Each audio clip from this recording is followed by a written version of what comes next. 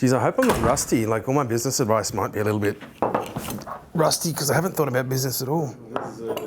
Hey everybody, this is me, you are you. I am Kerwin, and welcome to HeyKerwin.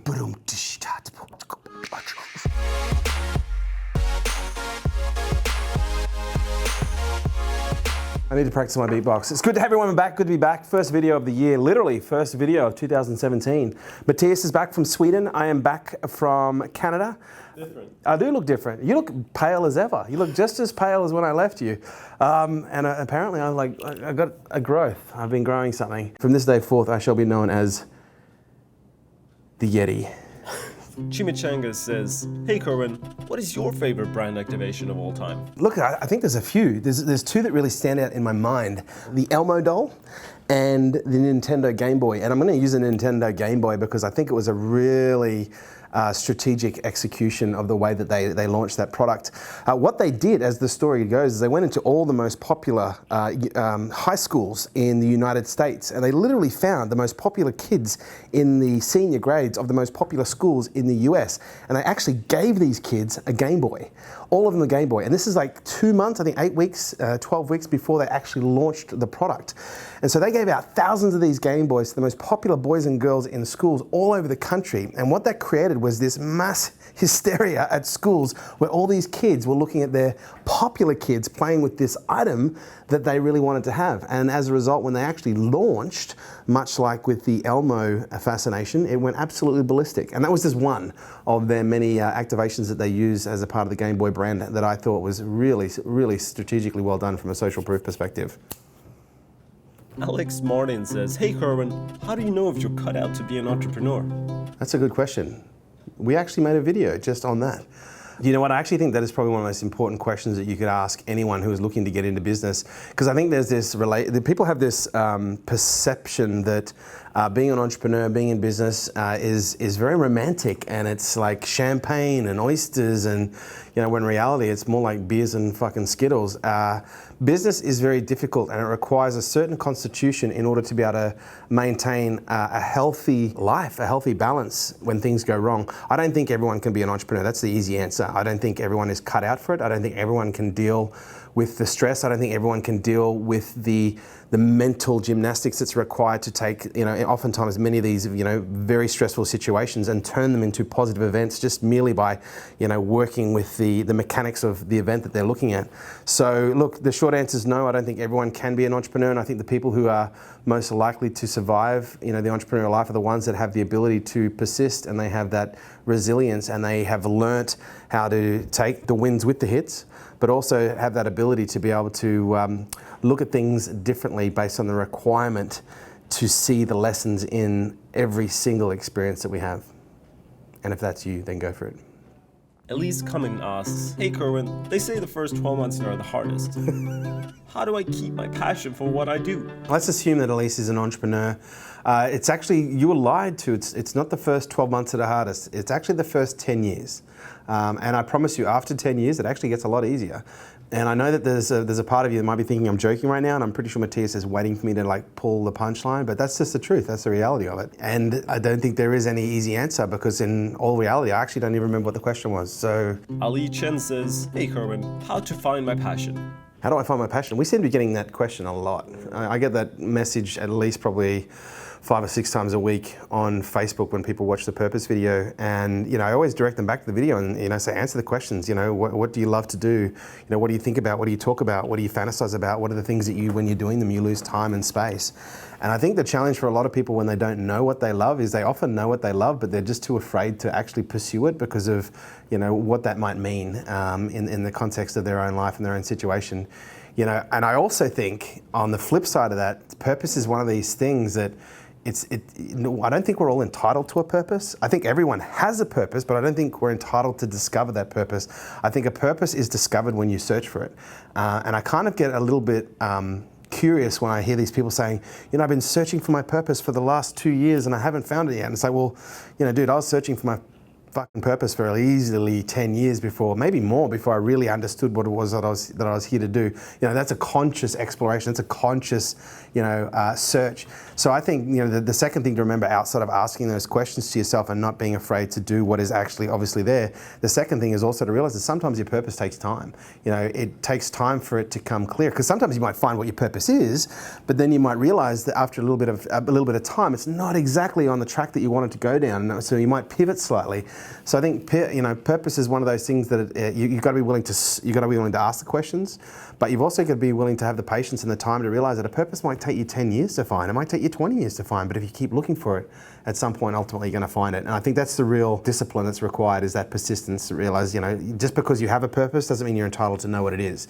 You've actually got to do the work, and that's why I say, your purpose in life is to find your purpose. Siege Duero says, "Hey Kerwin, how do you make two divided teammates work as one again?" Open and honest communication. You ideally want to bring these two people together and just have a very open, honest dialogue. It sounds to me like you might be the mediator. I'm not necessarily a big fan of mediators. I think unless it's in a situation where it's just so bad that it requires a third-party intervention. But I think the way to solve any communication problem is to talk about it and have a very high level of openness and honesty that is required to overcome anything. And also the ability not to take things personally. I think when you've got a division of anyone, that often means that there's a conflict, which means that there are two perspectives that are in conflict over what the reality is, or what's right or what's wrong. And I think sometimes there's an old saying, you can either be right or you can be happy. And I think when you have a division, communication in many cases can sometimes solve the problem completely, but in other cases it might require someone to play a bigger role and take a higher level of responsibility. And I find myself doing that on a very regular basis, not just for my teammates, but just in general. I think it's really important that you take every opportunity that you can to ensure that the effect that you're having on the people that are around you is a positive one. And if that means that sometimes you have to suck on an egg because your perspective is different from someone else's, or your facts are different from someone else's, I think every now and then it's okay to be wrong about the things that you write about from other people's perspectives. Did that make sense? Yes, okay. Finally. Adrian D'Amico says, "Hey Kerwin, what marketing strategies would you implement to grow a membership site?" Adrian, great to hear from you, mate. Look, I think what I would use to market a membership site would be the same thing I'd use to market any product or service business right now, regardless of what, whatever its mode of delivery was. I'd be using social media. Like, social media right now is, Gary Vaynerchuk often says that social media is the current state of the internet, but I also believe that social media is the current state of, marketing. I actually believe that social media right now holds all the keys for, the next evolution and the next generation of, successful businesses, whether that be the ones that are already existing, going to new levels, or new ones coming out. And I think the method is really simple. Just produce content, good content that the ideal audience is going to consume. Be able to produce enough good content to be able to identify what is, be perhaps above average, to be able to amplify from a paid perspective. And then I'd be retargeting those people that you target from an amplified perspective, retargeting those people with your real hardcore promotions, and where you're actually looking for some form of a conversion. But I'd be looking for your content to be consumed first and foremost. Look, it's not rocket science, but it's simply the way that I would do it. Lisa Tregenza says, "Hey Kerwin, what are your thoughts on opening the business to investors and shareholders versus a business loan?" Look, I'm always I'm a big fan of capital. I think capital is a great accelerant that makes things move faster in business. I think business loans are a great avenue. I think investors are a great avenue. It really depends on what your outcome is. When you look at business loans, I think business loans are fundamentally not very intelligent forms of money, but it's money. And if you can get your hands on it, you've got no other options, and you can get it at a good rate, then it might be a viable option. But there are some things that we need to consider with business loans. They have these caveats sometimes included, whereby if there's security that is going against the loan, if certain things don't happen, i.e. certain margins, profit margins, certain performance numbers like revenue numbers, they can actually foreclose on the loan. And if you've got your house as security, or your business security. In some cases, if you can't make pay, they can actually foreclose and start taking property, and even your business if there's any property or if there's any asset in there at all. I'm a big fan of investors and shareholders. I think it's a great way to get access to capital that you don't necessarily have to pay back. But one thing you need to remember when it comes to accessing investors and shareholders, well, let's just pull those into the same category, is once you start bringing on investors and you start having shareholders, you're then going to have more people involved in the decision-making processes. You're going to have more people involved in some cases, the day-to-day operations of the business, depending on what type of investor that money comes from. If you're going to a professional investor will give you money, and their goal is not to work in your business. Their goal is to give you the money and let the money go to work for them. And they're obviously the best type of an investor. I really prefer to work with professional investors that have access to intelligence or experience in those industries or networks that can open doors. But also sometimes people, when they're a little bit desperate, they sometimes bring on shareholders and investors that have no investment experience whatsoever. They just have access to capital, and they give them that capital, but not only do they get the capital, but they also get this huge level of responsibility that in some cases there's a requirement where you need to report back daily to these people about what's going on in your business. And there's nothing worse than if you take money from a family member to grow your business than having them ring you every day going, how's it going? How's it going? Like that, there's no hell worse than that idea in a reality. So look, there's many things that you can weigh up, but also you need to understand whether it's a business loan or seeking investors or shareholders. Does your business actually stack up, first of all, to be lent to actually have someone lend you money, or secondly, for someone to actually invest in you? I think oftentimes people think the idea of getting capital is really quite easy, but in truth, it's very difficult. I have another business, K2 Capital, where we actually raise funds for businesses, and I can tell you raising money is actually very hard. And it actually takes a lot of work and a lot of legwork to find the right people with the right money to be able to get into the right deal. So look, there's many things for you to think about there, but what I can tell you is money will drive the business forward faster, but it's not necessarily a requirement. The best way that you can fund any business is through sales. I'll leave you with that one.